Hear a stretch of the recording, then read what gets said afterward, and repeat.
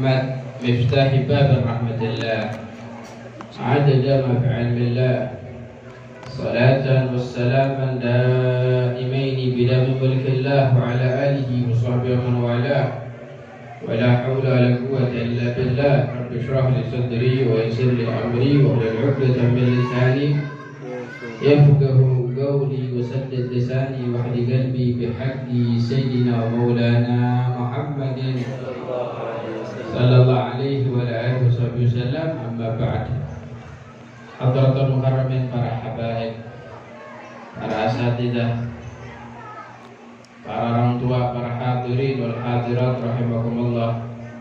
Habib khusus Sayyidil Walid Habib Baghdad bin Ahmad bin Salim Al-Kaf, mata'anna Allah bituli binti syarifah Mukarram, keluarga besar Ustaz Anto serta ayahanda beliau Bapak Haji Asim, mudah-mudahan dipanjangkan umurnya, sehatkan badannya, berkahkan hidupnya, amin ya rabbal alamin. Mudah-mudahan berkah majelis ini Allah angkat segala bala, Allah angkat segala musibah, Allah angkat segala fitnah, Allah angkat segala penyakit, Allah jaga Indonesia, Allah pandang dengan pandangan kasih sayang, Allah jaga umat Nabi Muhammad, Allah jaga anak cucu Nabi Muhammad, Allah angkat derajat kaum muslimin wal muslimat, amin ya rabbal alamin. Alhamdulillah, segala puji bagi Allah Subhanahu wa taala yang masih memberikan kepada kita nikmat sehat wal afiat,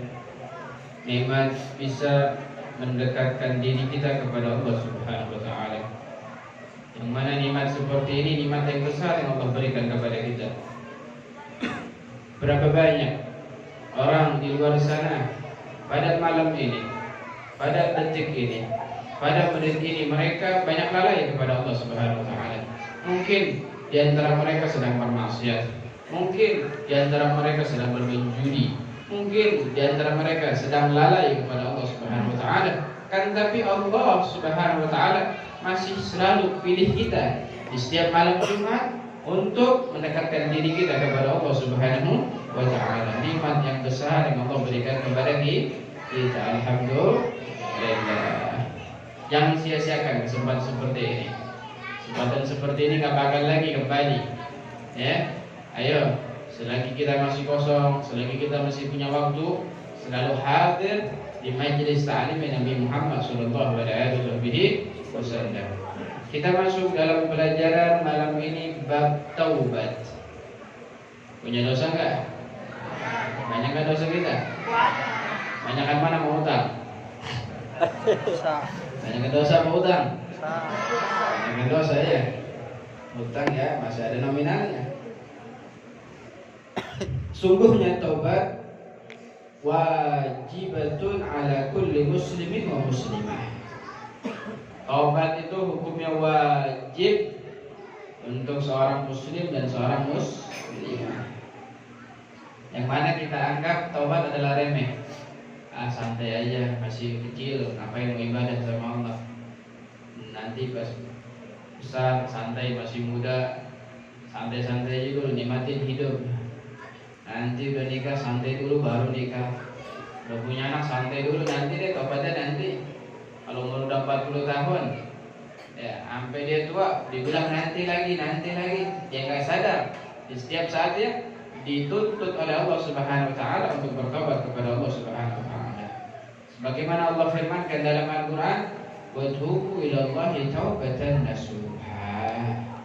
Kata Allah, ya tobat kepada Allah dengan taubatan nasuha, taubat yang baik, taubat yang benar, bukan taubat sambal. Tahu taubat sambal? Udah tahu sambal pedas masih dimakan, pas makan sambal berutuh, ini sambal pedas amat ini. Pokoknya besok gua gak mau makan lagi. Ya besok ketemu sambal dimakan lagi. Nah ini kita. Besok dia bilang saya mau taubat kepada Allah Subhanahu wa taala. Terus ketemu maksiat lagi kepada Allah Subhanahu wa taala. Ayo tobat. Dengan taubat dan nasuha, jangan mikir taubat itu buat orang tua doang. Kita anak muda, kita dituntut oleh Allah Subhanahu wa taala juga untuk bertobat. Emangnya anak muda gak punya dosa? Ya kan anak muda. Malam-malam tengah malam godain perawan. Godain cewek. Pas ketemu jelek nggak taunya. Ya Allah, alhamdulillah min dzalik. Zaman sosmed. Orang hitam bisa jadi cakep. Orang pesek dipoto di handphone bisa jadi mancung di zaman fitnah. Hati-hati. Ya. Ayo tobat kepada Allah. Jangan kita ini seperti orang-orang yang lupa kepada Allah Subhanahu wa taala. Ya. Kita ini dituntut oleh Allah Subhanahu wa taala. Kita sudah berjanji kepada Allah bahwa setiap kita ini dituntut untuk beribadah kepada Allah Subhanahu wa taala. Kalau kita melanggar sebuah ibadah, maka dituntut untuk bertobat kepada Allah Subhanahu wa taala. Ayo siapkan diri kita bertemu dengan Allah, menyambut rahmat Allah, menyambut ampunan Allah, menyambut ilmu-ilmunya Nabi Muhammad sallallahu alaihi wasallam. Disebutkan dalam sebuah hadis, kata Nabi Muhammad, barang siapa yang dia cinta atau dia ingin bertemu dengan Allah Subhanahu wa taala, maka Allah pun menginginkan bertemu dengannya. Dalam ulama mengartikan hadis ini, barang siapa yang pengen meninggal cepat-cepat ketemu Allah, Allah pun sudah rindu bersama orang tersebut. Seperti sering kita lihat para kiai, para ulama umurnya masih muda sudah meninggal. Imam Nawawi, ya pengarang kitab, bukan Syekh Nawawi, Imam Nawawi. Dalam riwayat umurnya nggak nyampe 30 tahun. Ya kira kisaran 30 tahun lah, lebih sedikit beliau meninggal. Belum nikah, sibuk ngarang kitab, tapi sudah dipanggil oleh Allah Subhanahu wa taala. Habib Husain bin Bakar Al-Idrus Maula Luar Batam, beliau meninggal masih muda, belum nikah. Kenapa? Menggebu-gebu cinta kepada Allah Subhanahu wa taala, akhirnya Allah pun cinta kepada mereka biar cepat berkumpul dengan Allah Subhanahu wa taala. Insyaallah nanti dua pasal lagi kita bakal bahas tentang cinta, bab cinta. Tapi bukan cinta sama cewek. Tapi sama buaya-buaya, ini cinta ini bisa dijadikan dalil nanti sama dia orang lagi. Insyaallah dua pasal lagi kita bahas tentang cinta orang-orang yang mati karena cinta kepada Allah Subhanahu wa taala. Ya, kalau orang disebutkan dalam hadis Nabi benci untuk bertemu dengan Allah, Allah pun benci untuk bertemu dengan mereka. Siapa mereka? Ulaika humul fasiqun. Mereka itu orang-orang fasik. Ya, yang sering bermaksiat kepada Allah, yang keluar dari jalan hidayah, keluar dari jalan rahmat, keluar dari jalan ampunan Allah. Fasik. Tahu ini siapa itu fasik? Fasik terbagi dua, Imam Ghazali sebutnya. Orang fasik terbagi menjadi dua. Ada fasik kafir, ada fasik fajir. Fasik kafir itu siapa? Yaitu yang mereka tidak beriman kepada Allah dan Rasulnya. Hati-hati. Di zaman sekarang banyak ya fasik kafir yang tidak beriman kepada Allah dan Rasulnya. Pokoknya dia nggak mau iman sama siapa. Terus siapa? Yang keluar dari hidayah Allah Subhanahu wa taala dan masuk di dalam kesesatan. Keluar dari taat kepada Allah, dari perintah Allah, dan ini namanya fasik kafir. Adapun fasik fajir, orang fasik bajingan kalau bahasa kitanya. Siapa? Yaitu yang suka minum minuman keras. Ada yang di sini suka minum keras? Nyekek botol ada? Ada enggak? Yang suka nyekek botol, hati-hati termasuk orang fasik. Wa yakulul haram, makan makanan yang haram. Ada yang suka makan makanan haram? Ada enggak? Beli makan riba? Ada? Haram tuh orang fasik. Apalagi yang sampai dijadikan rumahnya itu buat perjanjian riba, dosanya kebagian. Dan yang ketiga, ciri fasik yang suka berzina. Ada yang suka berzina sini? Yang suka goncengan sama perempuan ada? Ya? Yang kalau lagi gonceng cewek main rem dulu? Ada? Yang suka badan perawanan orang ada? Hati-hati, orang berzina, berzina tangan, berzina kaki, berzina malat, termasuk orang fasik. Wa yasillahu ta'ala, dan suka maksiat kepada Allah Subhanahu wa taala. Dan dia keluar dari jalannya ibadah dan masuk di dalam jalan yang maksiat. Apa perbedaannya sih? antara fasik kafir sama fasik fajir. Kalau fasik kafir nggak diharapkan lagi pengampunan dari Allah Subhanahu wa taala kecuali dengan dia bersyahadat.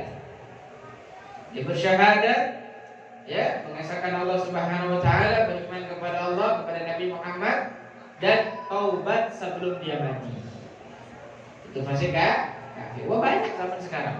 KTP-nya muslim, tapi dia tidak iman lagi sama Allah, tidak iman lagi dengan Nabi Muhammad. Nah, ini fasik kafir. Gak bakal diampuni dosanya oleh Allah Subhanahu wa taala. Dia gak bakal masuk surganya Allah Subhanahu wa taala kecuali dia bertobat kepada Allah dengan apa? Dengan syahadat kembali. Karena dia udah gak percaya lagi dengan Allah Subhanahu wa taala. Ada pun fasik fajir masih diharapkan ampunan dari Allah Subhanahu wa taala dengan bertaubat sebelum dia mati. Taubat itu dibuka pintunya oleh Allah Subhanahu wa taala setiap saat. Kapan kita mau taubat sama Allah dibuka pintunya. Kecuali dua hal, dua keadaan yang pintu taubat ditutup sama Allah. Kapan? Ketika matahari terbit di sebelah barat. Terbit di sebelah barat. Nanti yang mana manusia bakal bilang itu bukan tanda kiamat, fenomena alam. Nanti pada selfie, ya Allah, la haula wala quwwata illa billah. Ketika matahari terbit dari barat, itu udah besar. Tobat lagi kepada Allah.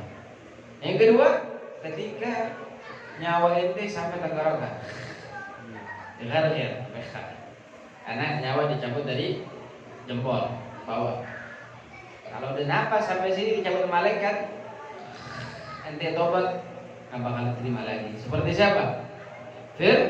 Fir'aun ketika dia tenggelam, dia sebelah Allah Subhanahu wa taala, pas nyawanya dicabut malaikat sampai tenggorokan, dia bilang saya beriman kepada Tuhan yang diimani oleh Nabi Musa alaihissalam. Nggak bisa lagi, nggak diterima lagi tobat dari Allah Subhanahu wa taala. Yang mana ya setiap maksiat itu asalnya dari syahwat nafsiyah. Ya, syahwat yang dia punya diri. Yang semuanya diharapkan pengampunan dari Allah Subhanahu wa taala. Kecuali maksiat yang menyombongkan diri kepada Allah Subhanahu wa taala tidak diharapkan lagi pengampunannya. Seperti siapa? Iblis. Dia punya sombong kepada Allah Subhanahu wa taala. Maka hendaknya kita bertobat sebelum kita mati. Ya, sebelum mati ayo tobat kepada Allah. Allah itu Maha Sayang. Allah itu Maha Pengampun. Allah itu Maha Mengerti. Walaupun dosa kita sebanyak debu, sebanyak pasir, sebanyak buih di lautan, ya setinggi gunung yang begitu tinggi, di hadapan Allah sangat kecil dosa kita. Jadi kalau kita mau bertobat kepada Allah Subhanahu wa taala, kecil di hadapan Allah, dengan mudah Allah itu bakal ampuni dosa kita. Sebagaimana para ulama ketika berdoa, apa? Ya Rabb, rahmatmu, kasih sayangmu lebih luas daripada dosa kami. Ya, Allah itu maha kasih sayang. Allah itu bakal terima taubat kita. Allah bakal ampuni perkara kitanya. Kita mau taubat nggak sama Allah? Di sepertiga malam Allah Subhanahu wa taala suruhkan hal min ta'ib fatubulah. Apakah ada yang mau taubat? Kata Allah Subhanahu wa taala, aku terima taubatnya. Ayo taubat kepada Allah Subhanahu wa taala. Sadar dosa kita banyak. Sering menipu, sering berbohong, sering berdusta, sering mencuri, sering berzina. Ayo taubat kepada Allah Subhanahu wa taala. Ya, walladzi yaqbalu taubatan ibadihi wa yaf'alu sayyi'at. Allah adalah zat yang menerima taubat dari hambanya dan memaafkan segala keburukan. Kalau kita benar-benar bertobat sama Allah, walaupun nanti bajingan, walaupun nanti brengsek, walaupun dosa itu sudah banyak, bertobat kepada Allah dengan sungguh-sungguh. Apa kata Nabi Muhammad? At-ta'ib minadz dzanbi kama la dzanba lahu. Kata Nabi, orang yang tobat dari dosanya, dia seperti tidak punya dosa lagi di hadapan Allah Subhanahu wa taala. Ada diceritakan, ada seseorang, dia ini kalau tobat, kalau dia berdosa, dia catat dosanya. Saya pagi ini berbohong, saya pagi ini ngeliatin paha perempuan, contohnya. Subhanallah, pernah dia satu hari lagi berdosa, dia catat. Pas dia buka catatannya, dia mau tulis, dia melihat sebuah firman Allah Subhanahu wa taala dalam catatan dia, faulaika yubaddilullahu sayyi'atihim hasanat. Dia mendapatkan firman Allah, Allah Subhanahu wa taala adalah zat yang mengganti sebuah dosa menjadi sebuah kebaikan. Yang tadinya dia berada di tempat kesyirikan, Allah rubah menjadi tempat iman. Yang tadinya dia di dalam tempat perzinahan, Allah berikan tempat pengampunan, pemaafan. Yang tadinya dia di tempat maksiat, Allah jadikan dia tempat yang dijaga dari maksiat kepada Allah Subhanahu wa taala. Jadi, kita punya dosa. Terus kita beramal amalan saleh seperti ngaji, seperti hadir maulid. Itu dosa-dosa kecil kita bakal rontok. Kenapa? Innal hasanat yudhibna sayyi'at. Kata Allah Subhanahu wa taala, sungguhnya pahala-pahala yang kita dapetin, ya dari pahala apapun bisa menghilangkan dosa-dosa kita. Maka ini Pak, kita hadir majelis taklim, hadir maulid Nabi Muhammad, hadir pengajian. Kenapa? Karena kita dapat pahala, dosa dihapuskan oleh Allah Subhanahu wa taala. Itulah kasih sayang Allah Subhanahu wa taala. Kasih sayang Allah Subhanahu wa taala, kita udah ngaji dapat pahala, dosa bakal diampuni oleh Allah Subhanahu wa taala. Pernah diceritakan zaman Sayyidina Umar bin Khattab. Beliau pernah suatu hari lagi jalan di kota Madinah.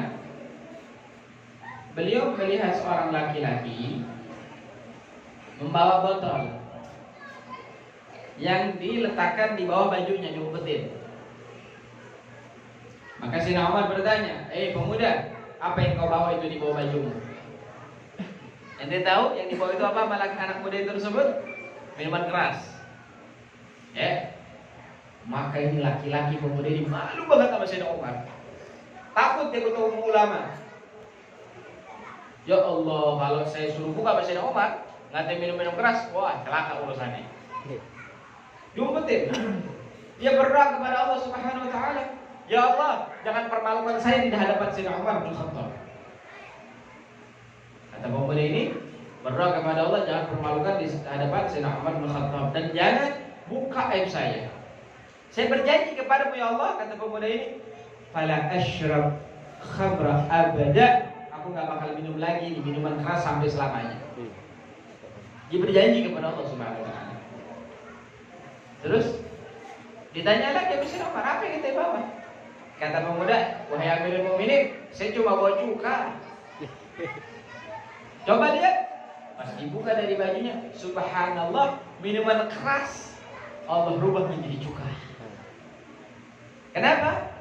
Karena ini pemuda berjanji kepada Allah, dia bakal tobat, nggak bakal minum minuman keras lagi. Allah rubah dengan mudah. Allah nggak tampakkan dia punya di dalam Sayyidina Umar bin Khattab. Lihat bagaimana kasih sayangnya Allah Subhanahu wa taala. Terkadang banyak para guru, banyak para wali, mereka mengingatkan kita, bulan dan seperti ini. Terkadang kita dibongkar oleh mereka. Itu bukan semata-mata membongkar, mengajak kita untuk tobat kepada Allah, biar malu tinggalin rumah maksiat, biar punya pikiran diciptakan oleh Allah Subhanahu wa taala untuk beribadah, bukan untuk bermaksiat kepada Allah Subhanahu wa taala. Coba lihat. Ini ya, yang tobat kepada Allah karena takut kepada manusia. Memohon kepada Allah bagaimana? Maka Allah rubah. Yang tadinya minuman keras bisa menjadi cuka. Kenapa Allah rubah? Ketika Allah Subhanahu wa taala tahu keseriusan ikhlasnya tobat hambanya ini, maka dirubah oleh Allah Subhanahu wa taala, keadaan menjadi keadaan yang baik. Inilah rahmat Allah Subhanahu wa taala. Pernah juga diceritakan Abu Hurairah pernah lagi berjalan sama Nabi Muhammad.